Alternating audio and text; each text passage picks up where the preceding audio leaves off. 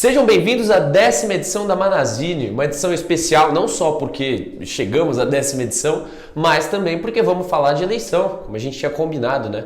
As eleições gerais no Brasil vão ocorrer agora no primeiro turno, no dia 2 de outubro, certo? Onde teremos que eleger aí, no caso, nosso próximo presidente, nosso governador, o deputado federal, estadual e senador também. Então tem 5 escolhas muito importantes e a gente vai justamente explicar por que essas escolhas são importantes aqui.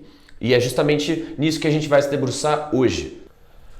Para começar falando de política ou das eleições, a gente vai falar de um assunto que assim é o meu favorito, né? Que é o fundo partidário, certo? O fundo partidário tem o fundo partidário e o fundo eleitoral.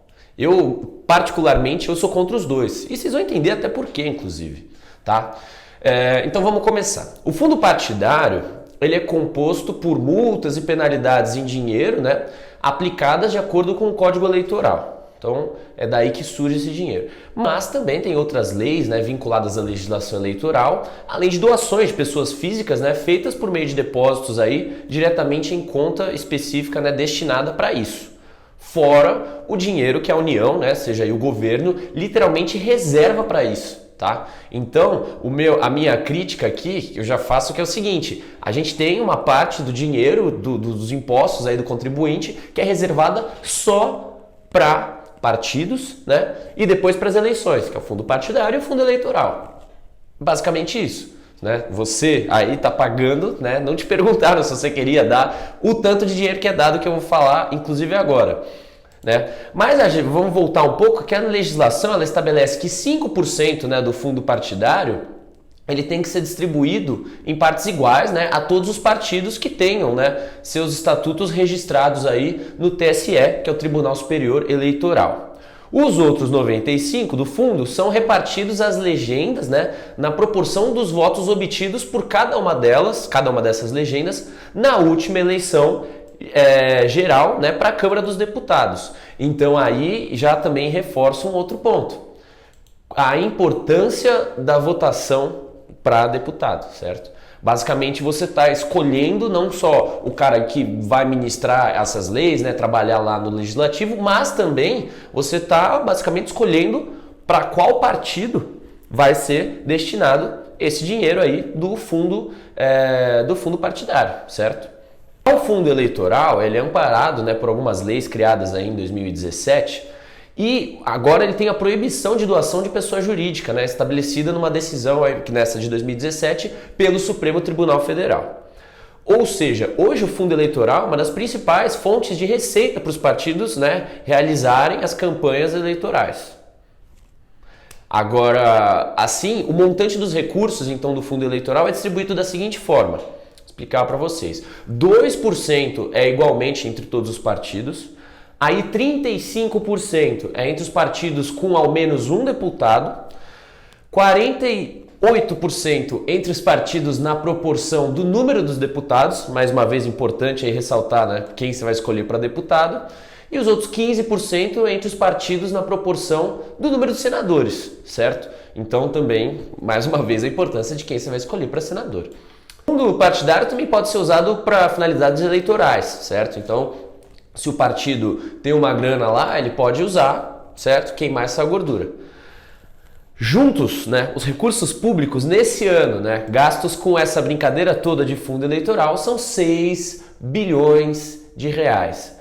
Eu fiz essa divisão, né, para cada um dos brasileiros. Vamos dizer assim, vamos pegar esse dinheiro e dar para cada um dos brasileiros, daria R$ 28 para cada um. Mas pensa que com 6 bilhões, o que não dava para fazer investindo em educação, né, em segurança, em saúde. Quando a gente fala em reforma, né, quando a gente critica o status quo aqui do Brasil, pouco se fala nisso, né? No fundo eleitoral, no fundo partidário. Ou seja, são 6 bilhões de reais reservados para esses caras, né? Eu costumo brincar, eu falo assim, a gente está, né, no caso dos presidentes aí, a gente está pagando literalmente para 10 pessoas concorrerem, né? Mas 9 delas são perdedoras, porque um só vai ser eleito presidente. Ou seja, a gente está gastando 6 bilhões de reais com 9 perdedores aí no caso. E com um vencedor aí, que o seu voto vai garantir esse vencedor. E aí e é o que eu tô falando. E aí vocês entendem porque eu adoro o fundo eleitoral, né? Que basicamente retira esses 6 bilhões de reais dos cofres da União. Você concorda? Você é a favor? E agora mudando, a gente vai falar também a respeito do Congresso Nacional, certo? Congresso Nacional, que a gente sempre fala, os vendidos do Congresso ou qualquer coisa do tipo, a gente vai entender o que é o Congresso, certo? O Congresso, ele é feito, né, que o pessoal chama de o alto clero ou baixo clero, que no caso é o Senado, certo? E a Câmara. Juntos eles formam o Congresso. Você tem no Senado os senadores federais, certo? Senadores. E na Câmara você tem os deputados federais. Vamos entender como é feita a eleição para senador, certo? A de senador ela é um pouco mais fácil, vamos dizer, de entender. Então, no Senado Federal, hoje a gente tem 81 vagas, né? 81 vagas para o cargo. Nesse momento, nessa eleição, a gente vai escolher um senador só, tá? Porque 27 deles vão ser eleitos, um por estado, e a gente totaliza lá os 81 porque são 3 por estado. Como o mandato deles é de 8 anos, está acabando agora o mandato de alguns, por isso a gente vai, né, eleger outros novos 27 e os outros vão permanecer por lá. Na próxima eleição, aí daqui a 4 anos, a gente vai eleger 2 senadores, aí no caso justamente para caber todo mundo ali. Então 1/3 do Senado vai ser renovado com essas novas eleições. Os senadores que têm aí o mandato até o começo de 27 podem continuar no cargo normalmente e só devem buscar reeleição lá em 2026, quando o pleito renovará os outros 2/3 da casa. Daqui a 4 anos, portanto, serão disputadas essas 54 vagas, né? 2 senadores por estado. Não tem limite, né, de reeleição para o Senado, inclusive, né? Tem cara que está lá há muito tempo. E os senadores se elegem por meio do sistema majoritário. Aí é mais, que é o mesmo para presidente, governador e prefeito. A lógica é bem simples e direta, né? Ganha quem tiver o maior número de votos válidos, né, em cada estado que concorre. Votos brancos e nulos são desconsiderados e não tem segundo turno no caso de senadores, né? Porque não precisa atingir mais de 50% dos votos, como costuma ocorrer com o presidente, governador, né? Então você ter mais votos que o concorrente já é o bastante. E daí, por exemplo, em 2018, o Major Olímpio e a Mara Gabrilli foram os 2 eleitos, certo? Cada um deles recebeu, respectivamente, né, 25% dos votos e a outra 18% dos votos. Votos brancos e nulos foram 31% desses votos, né? Então muita gente se absteve disso daí. Hoje a gente tem, e o Senado, lá dentro ele tem toda uma organização, uma hierarquia, né?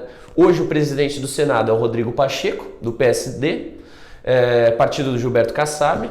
E curiosamente, né, você vê como a gente às vezes brinca de política e acaba resultando em umas coisas. O segundo, né, o segundo vice-presidente da cadeira, né, ou seja, a gente tem o presidente, que é o Rodrigo Pacheco, aí tem o vice-presidente. O segundo vice-presidente é ninguém mais, ninguém menos que o Romário, exato, senador Romário, né, ex-jogador, e ele é do PL, partido do Bolsonaro, Partido Liberal. Então, assim, você vê como eleger esses azarões aí, onde eles vão parar, né? O Senado, né, ele é uma tentativa de igualar a representatividade entre todos os estados, né, da federação, já que no Senado todos os estados têm direito a 3 representantes. A gente vai ver que na Câmara dos Deputados é diferente, né? Então, o Senado também possui aí, no total, um pouco mais de 2.800 funcionários terceirizados, né, que pertencem aí a 34 empresas cujos contratos, né, custam anualmente, né, aos cofres públicos, aí mais uma graninha, 155 milhões de reais. Aproximadamente aí tem também 2.500 servidores de carreira que custam aí aos cofres públicos 1,4 bilhão de reais, certo? Esses são os dados a respeito do Senado. O trabalho do senador, como a gente sabe, né, às vezes pautar, pôr propostas de lei, criar todo esse tipo de coisa e fazer as votações, né? As pautas, as quais avançam ou não avançam, elas passam também pelo Senado. Por exemplo, no caso de impeachment, né, quando a gente teve o impeachment da presidente Dilma,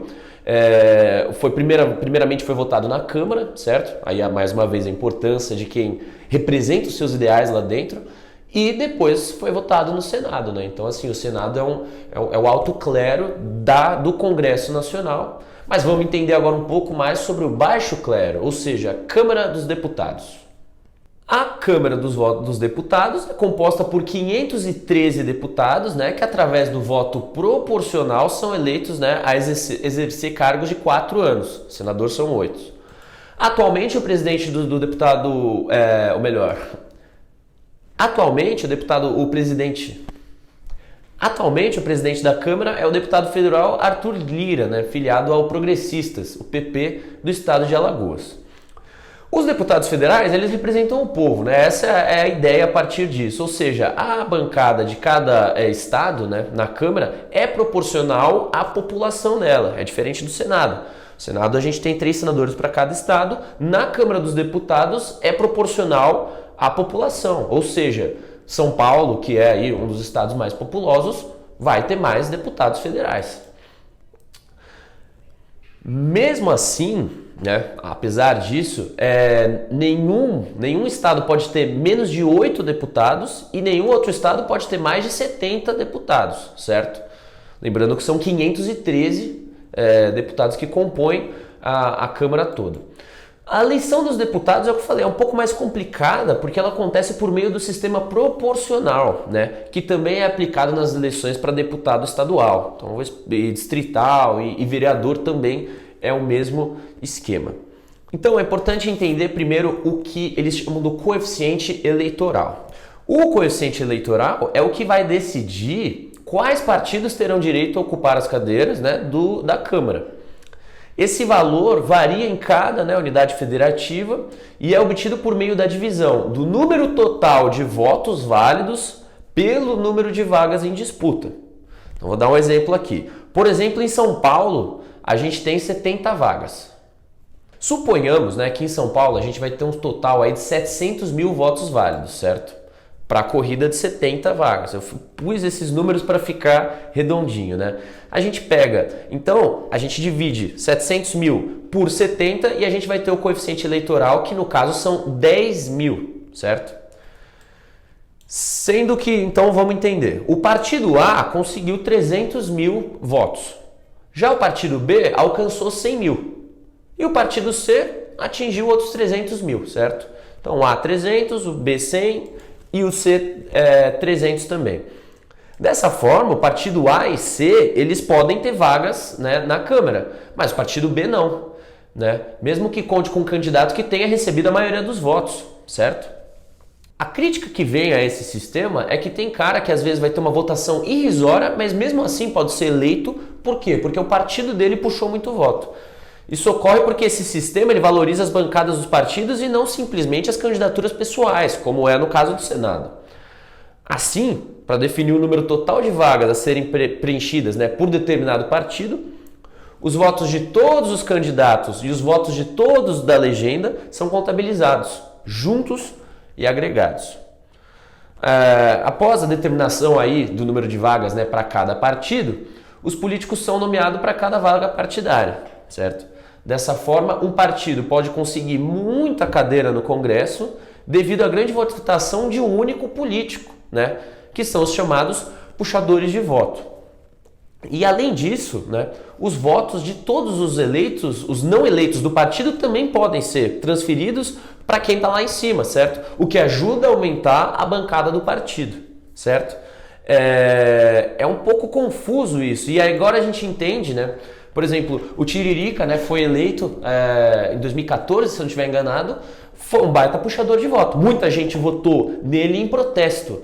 Mas essas pessoas, elas eram favoráveis ao partido pelo qual ele estava concorrendo e também a eleição para deputado estadual. Mas essa daí é o que eu falei, é como a do deputado federal, por meio do coeficiente eleitoral. Mas quantos deputados, né, tem cada estado? Aí tem uma outra continha para a gente fazer. Se o estado tem até 12 deputados federais, até 12, a conta é simples. Você multiplica por 3, certo? E pronto, você tem o número. Então, vamos supor, um estado aí tem 12 deputados federais. Vezes 3, vai ter 36 deputados estaduais, certo? Se o estado tiver mais de 12 deputados federais, a conta é um pouco mais complicada.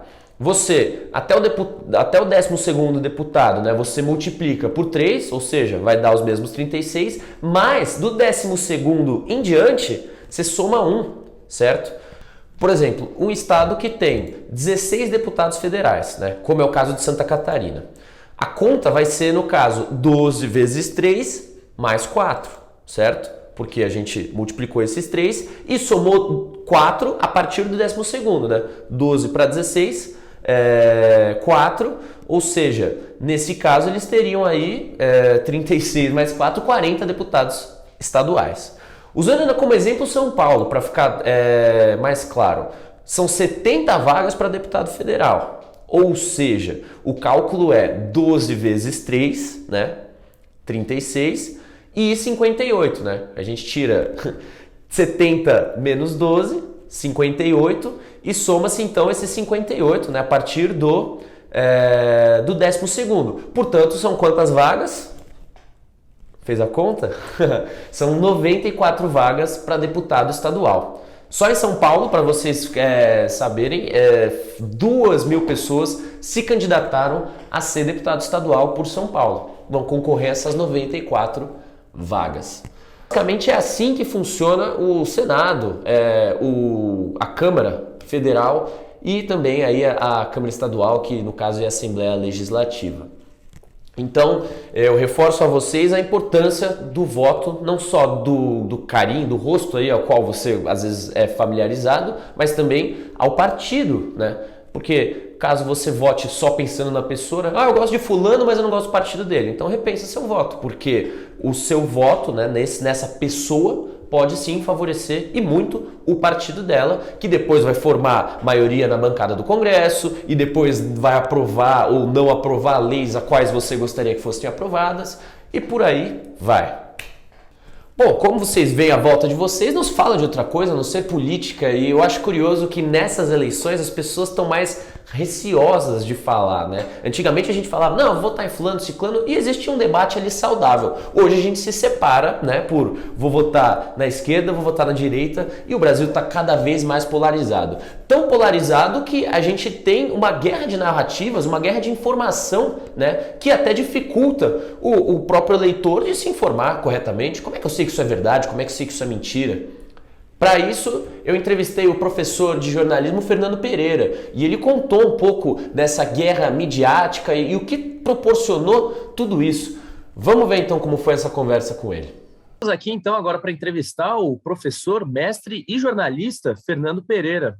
Prazer, Pereira, receber você aqui. Tudo bom, Henrique? Prazer é meu estar te revendo e participar desse seu projeto. Legal.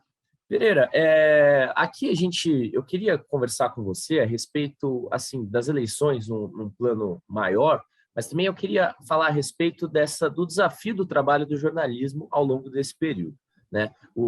Se a gente for ver, tem um turbilhão de informações, é fake news de lá, fake news de cá, guerra, né, de informações que hoje é algo muito mais comum do que era antigamente, pelo menos.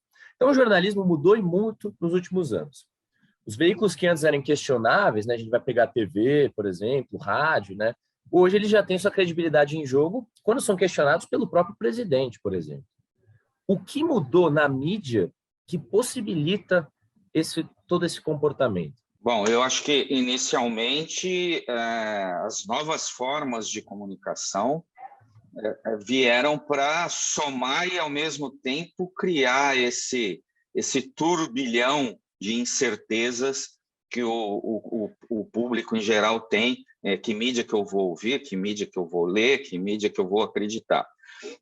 A gente tem que voltar um pouquinho antes, Henrico, porque eu acho que a mídia brasileira, né, vamos falar do Brasil, ela começou a perder a sua credibilidade em 2013, com o processo do impeachment da Dilma, passando informações que não eram verídicas, e hoje a gente sabe que não são, né, e que culminou, inclusive, depois com a presidente do presidente Lula, né, do ex-presidente Luiz Inácio Lula da Silva. Então, nesse momento, a credibilidade da imprensa passou a questionar. Somado a isso, como a direita brasileira enxergou na internet, de modo geral, o Facebook, o WhatsApp e hoje o Telegram, né, como uma forma de expandir suas ideias. Lembrando que isso não é invenção do bolsonarismo, não. Isso começou lá na Itália, né? Tem um livro muito legal, inclusive, que sugiro para quem está nos vendo aqui, que é Engenheiros do Caos, do Giovanni da Empoli, que ele explica como isso começou na Itália, como o cara do Trump lá, que foi preso recentemente, esqueci o nome dele, o Bruce Bannon. Bannon.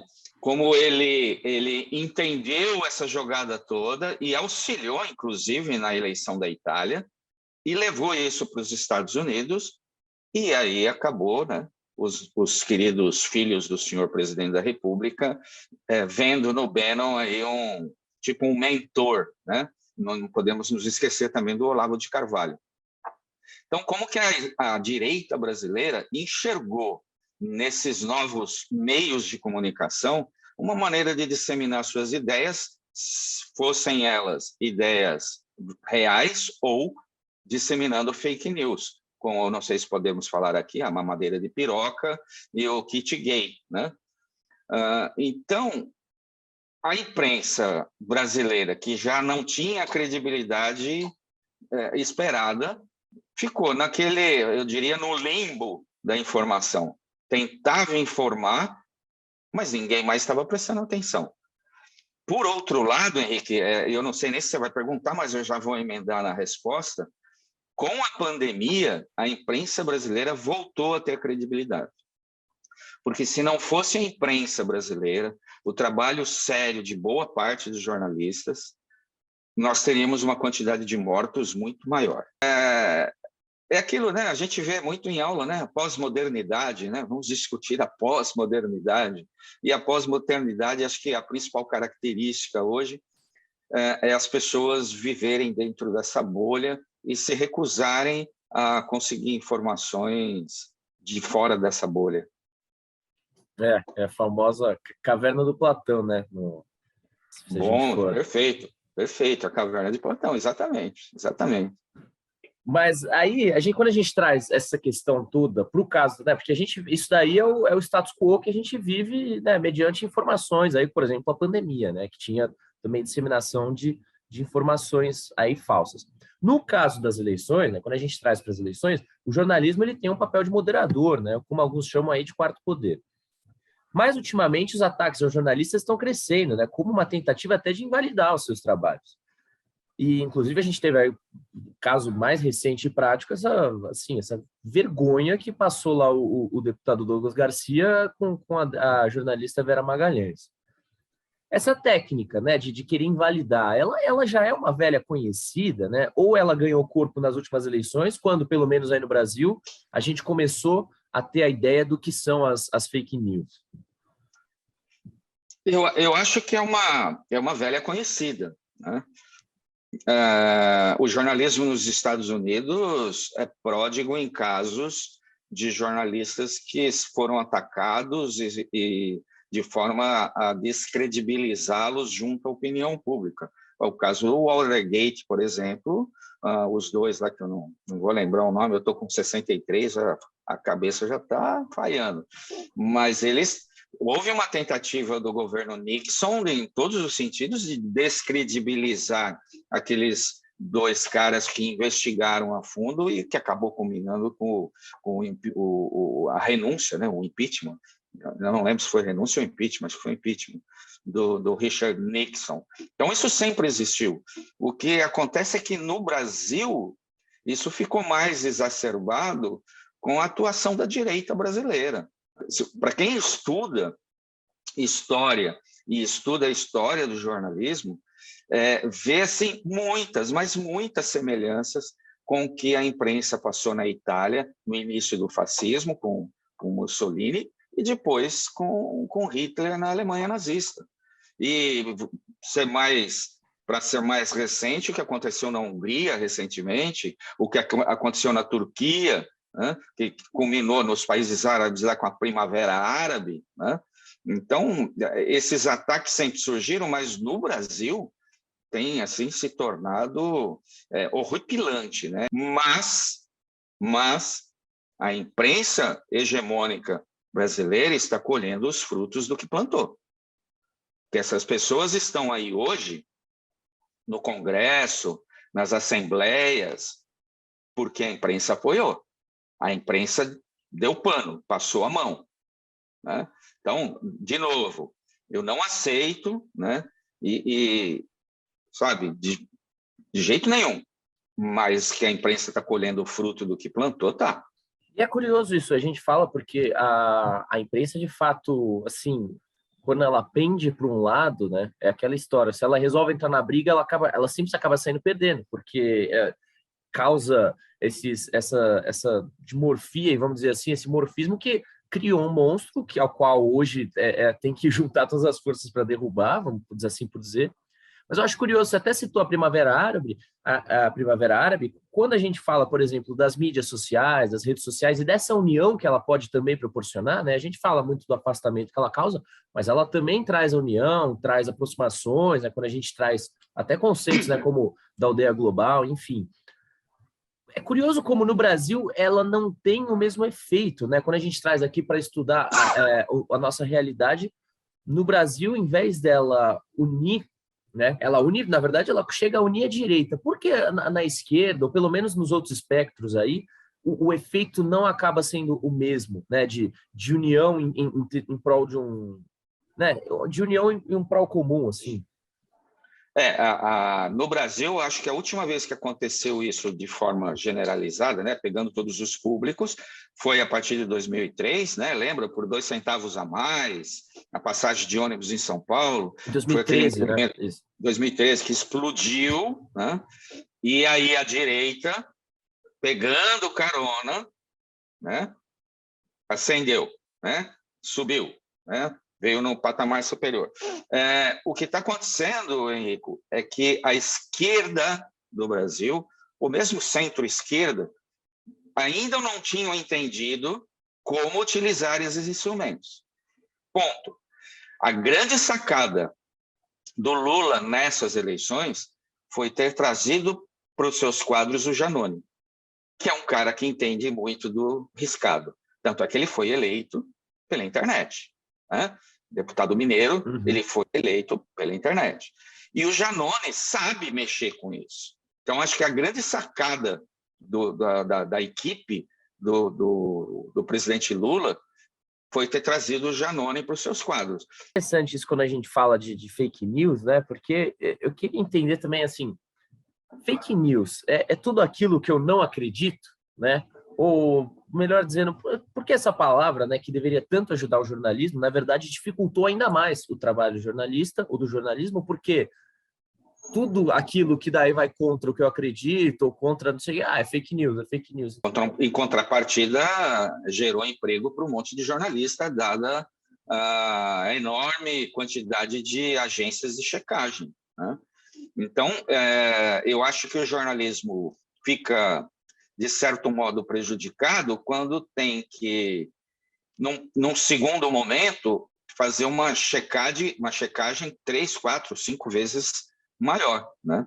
Mas se a gente parar para pensar, o bom jornalismo é aquele que sempre checou as informações, né? Eu falo para os meus alunos aqui, qualquer informação que chegue, né, aos seus ouvidos, que cheguem na tela do seu computador, do celular, você tem que ter no mínimo 3 fontes para corroborar ou não aquela informação, né?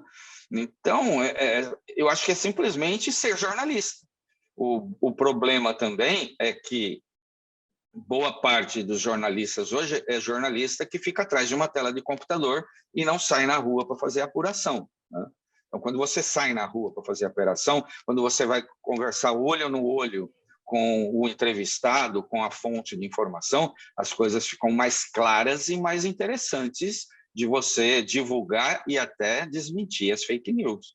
Então, eu acho que é isso. O jornalismo tem que acompanhar os meios de comunicação, mas jamais deixar de seguir as premissas básicas do jornalismo. Apuração, mais apuração e, de novo, apuração. E é curioso isso, né? Porque você vê o Bolsonaro outro dia no Jornal Nacional acusando um jornalista, quer dizer, ele estava na bancada do jornal acusando o Bonner de fake news. Detalhe, ele Isso eu rio porque é o seguinte, o cara foi lá e falou assim, eu não xinguei ministros, eu xinguei ministro. É assim, é o ponto que chega, né? Porque ele não vê mais problema na matéria em si, que é xingar ou desrespeitar uma outra instância, né? É porque assim, ele jura, a visão arcaica de governo que ele tem é que o poder moderador nunca pode ser desrespeitado, né? Ele jura que ele é um monarca, na verdade, porque daí o poder moderador nunca pode ser desrespeitado, mas os outros, né? Seja o legislativo ou o judiciário, aí é liberada a falta de respeito, né? E baseado em tudo isso, a gente vê que os eleitores comuns, eles juram que estão muito bem informados em relação aos seus candidatos, né? Para alguns houve corrupção descarada no governo Lula, quando a gente vai ver que ele já foi julgado por um juiz que no final se mostrou político, ele foi já inocentado pelo próprio STF, faltaram provas para corroborar com a matéria que apresentavam para culpar ele, mas juram que, enquanto isso, tem um outro governo que é 100% isento de corrupção. Embora a gente tenha o orçamento secreto, a gente tem um monte de repasse, a gente tem 51 imóveis aí comprados com dinheiro que não é nem explicado de onde vem. Então, os 100 anos de sigilo. 100 anos de sigilo, e assim... Em cima do Pazuello, né? Exato, que tem um levantamento lindo, isso a gente divulgou aqui na Manazini também. O levantamento feito pelo deputado Elias Vaz, dos super salários que os militares têm durante esse governo. O Pazuello é um deles também, que foi beneficiado pra caramba, e tem um monte de outros. Como essa narrativa toda, né? Então, tipo assim, então as pessoas que ficam assim, não, porque se o Lula voltar, a gente vai ser socialista, o Lula tem que estar preso, é triplex, é ladrão, é mensalão. O mensalão ocorreu também, não estamos aqui negando que não. Não, lógico. E daí, do outro lado, a gente tem, 100 anos de sigilo, esses, né, os 89 mil, tem Queiroz, tem rachadinha, tem laranja, tem um monte de... Então, a gente tem uma guerra de duas narrativas. Como que essa guerra ela dificulta o trabalho do jornalista como uma cortina de fumaça para chegar na notícia? E a notícia, quando eu falo, não é uma informação. A notícia, quando eu falo, querendo dizer chegar na verdade, né? Como essa guerra de narrativa dificulta esse trabalho de chegar na verdade? Eu acho que o problema maior, Henrico, é o seguinte, eu fiz uma pesquisa informal entre parentes e amigos que são bolsonaristas.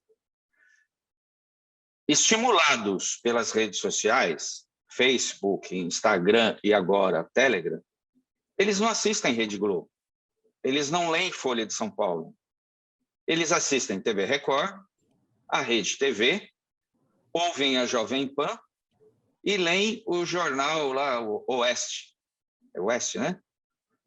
Que são todas publicações voltadas à direita. E onde a informação real nunca é divulgada. Entendeu? Então, por exemplo, se você pega a Jovem Pan ou a Rede Record, em nenhum momento fala do caso do Queiroz, ou fala dos 100 anos de sigilo em cima do Pazuello, ou fala dos salários do superministro. Quando fala, é notinha de rodapé, para as pessoas não prestarem atenção. Então, sabe, a batalha de narrativas se dá nesse sentido também. Né? A Rede Globo é, sim, ainda a emissora que atinge a maior quantidade de pessoas, a maior quantidade de domicílios, mas peraí, não é bem assim, precisamos rever disso. Né? Que essa bolha bolsonarista, o meu irmão se recusa a assistir a Globo Lixo. E ele é o quê? É um engenheiro agrônomo, quer dizer, é do setor do agronegócio, né? E que se recusa a acreditar que estão falando do presidente dele. Não, mas o Lula é ladrão. O Lula foi preso. Eu falei assim, você fica chamando o Lula de presidiário, você sabia que o Bolsonaro foi preso? De colocar uma bomba no sistema de água do Rio de Janeiro? Eu falei, então, aonde que você pega informação? Isso não é invenção da Rede Globo. Sou eu, jornalista, que viveu naquele período, como você viveu, que devia saber disso, mas não, as pessoas, sabe, elas é aquilo, cara. É a bolha deles e é impenetrável. Então, há que se fazer um trabalho muito árduo, né, de tentar quebrar essa bolha. E eu já falei isso para um monte de amigos meus. Quando o processo do Lula começou, eu me reuni com 5 professores aqui do Mackenzie, e olha que o Mackenzie é tido como uma universidade de direita, né? Eu me reuni com 5 professores do direito aqui do Mackenzie. A gente lendo o processo, eu me dei ao trabalho de ler o processo todo. Cara, era uma peça de ficção. E de 5 professores de direito, os 5 concordaram comigo. Sabe? Ah, mas é porque você leu a Constituição? Você sabe qual é a função do Supremo Tribunal Federal? Você sabe qual que é a função do Poder Legislativo? Você sabe qual é a função do Poder Judiciário? Você sabe qual é a função do Poder... Né? Porra, vai estudar, caramba. Né? Mas não. E aí, a direita se vale disso, da desinformação, e joga informações erradas e as pessoas compram. Como eu disse, devido à pandemia, o jornalismo voltou a ter essa credibilidade. Nós não podemos perder a onda. A gente tem que surfar essa onda da melhor maneira possível agora para reconquistar esse público, né? Esse leitor, esse ouvinte, esse telespectador que a gente perdeu, ainda que utilizando as redes sociais para isso, e eles estão fazendo, né? A gente vê com frequência no YouTube, por exemplo, chamadas dos debates da Band, os programas da Rede Globo e tudo mais. O erro vai ser se mantiver tudo isso só no streaming, vai ser um erro, não, tem que ser canal aberto, né, para atingir o máximo de pessoas, total. Né? Porque é esse o trabalho, é o que a gente tenta, né, quando o ofício do jornalista é meio que esse, é tentar... E isso que as pessoas, eu acho curioso que as pessoas questionam, né, porque o jornalista sempre vai fazer oposição, né, se assumindo o que seja o Lula, né, que hoje é a oposição, o jornalismo vai se voltar agora contra ele. Eu acho que é bem isso que você está falando, né? Daí o nosso trabalho tem que ser ali de forma firme, incisiva, né? De reconquistar esses espaços perdidos. Por aí. Pereira, eu acho que é isso. Obrigado aí pela conversa. Foi breve, mas foi muito elucidador aí no quesito para a gente se informar, né? Eu acho que não tem outro jeito a não ser se formar, não dá para ter preguiça nessa hora, né? E eu acho que o jornalista hoje ele tem que fazer um trabalho muito parecido com a catequese, né? Ele tem que reconquistar, né, o seu público leitor, o seu público ouvinte, o televisivo, ou o que quer que seja, né? E estarei sempre aqui à disposição para o que for preciso. Para falar de política, falar de jornalismo, falar de cultura brasileira, falar de música, que é outra das minhas paixões, e fotografia, né? Você sabe. Claro, sim. Obrigado, então, Pereira. Até a próxima aí. Até a próxima. Um abraço. Bom, e essa foi a Manazine de hoje. Se você ainda não segue a gente, não está inscrito nos canais, por favor, segue a gente no Instagram, segue a gente também aqui, se inscreve aqui no nosso canal do YouTube. Espero que vocês tenham gostado desse conteúdo. Agradeço muito o apoio, né, os feedbacks e todo mundo que tem apoiado aí o nosso trabalho. Chegamos aqui, a 10ª edição, mas vamos para mais, vamos continuar com essa, vamos dizer, guerra à desinformação, né, como desde o início eu sempre gosto de ressaltar. E é isso. Obrigado por mais essa e a gente se vê na próxima.